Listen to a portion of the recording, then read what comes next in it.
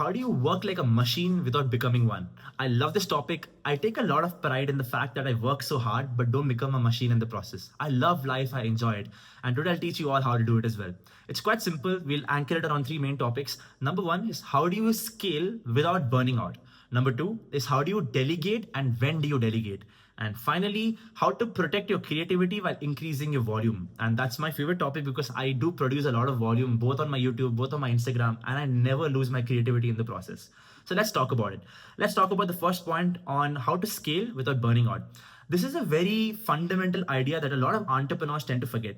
That is, charge a bomb when something is not scalable and keep it cheap when something is scalable.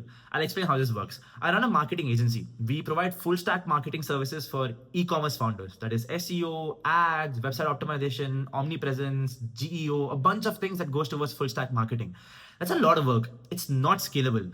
No matter how good of a system I build, efficiency I increase, good talent I hire, it is not scalable. Now, what is scalable means? It simply means one person can handle 100 clients. That's not true.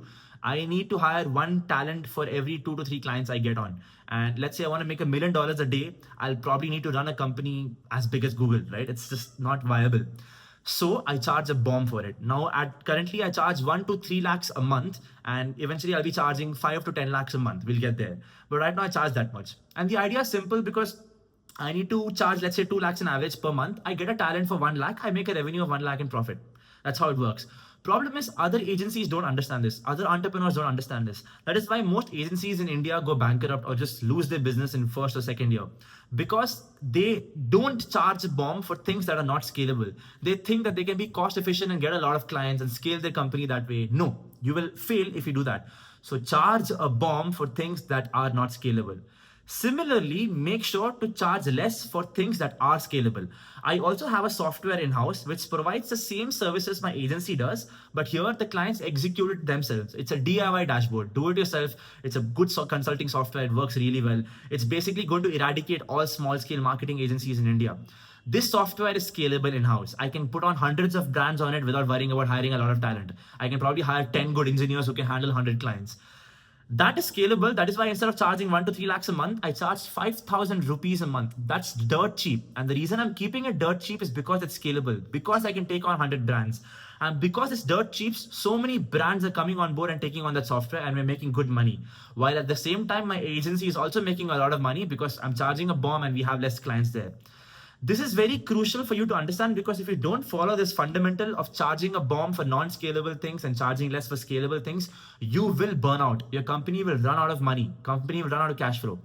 As an entrepreneur, you need to understand that there will be timelines or time phases in your company where you will need to restructure your company. You will need to pivot. You will need to make hard decisions which will require a lot of cash in your bank account. And to be able to do that, that's the only way to survive, by the way. And to be able to do that, you need to have a lot of money. And to acquire that money, you need to follow this principle, which now we understand. That is, charge a bomb for non-scalable things and charge less for scalable things. Let's go on to the second thing. How and when do you delegate? This is an interesting concept. It took me a while to figure out. Let's start with what do you delegate, right? Let's not go to how, let's go to what, and then we'll go to when. So what is simple? You first pick out 10 important activities you need to do for your company as a founder.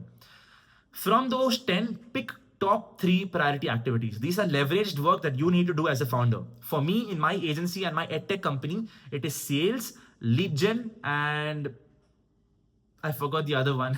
But I have top 3 activities. The rest all, you need to figure this out as well. From 10, pick top 3, and the rest 7, delegate. Right away, delegate. Hire talent for it and get it done.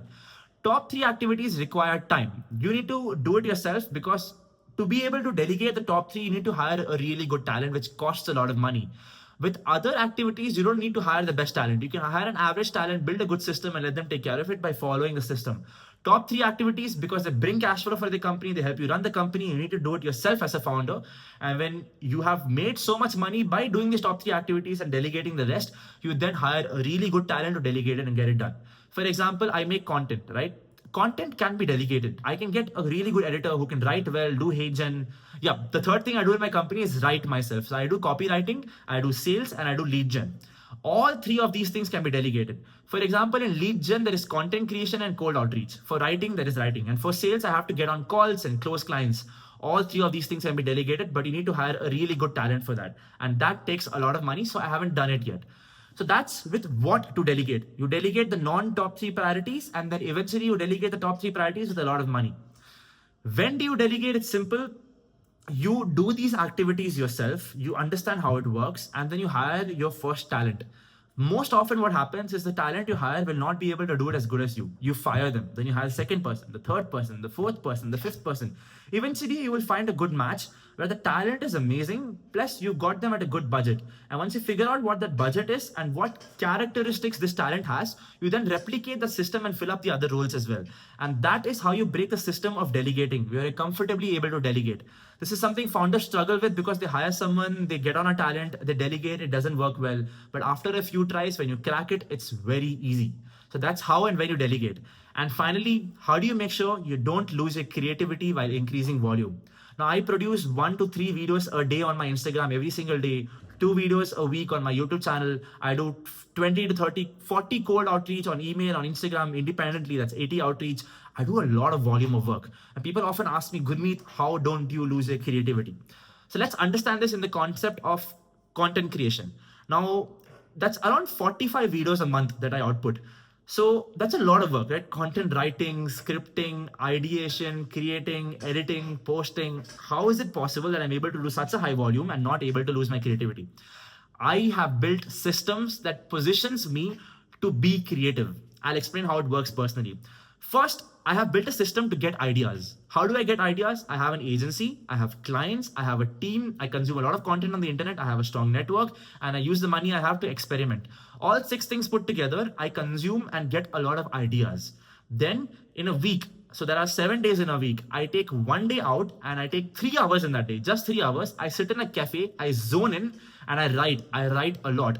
All the ideas I have in my mind that I think are valuable, that you can learn something from, I write down 1, 2, 3, 4, and I get to like 14, 15 ideas.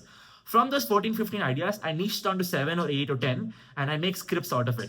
So I built a system to be able to generate ideas. Then in a week, I take out 3 hours. That is my second system where I'm able to write things down. And then I take 3 more hours to shoot the video. The rest 6 days, I am free to just consume more things, be more creative, learn new ideas, and not burn out.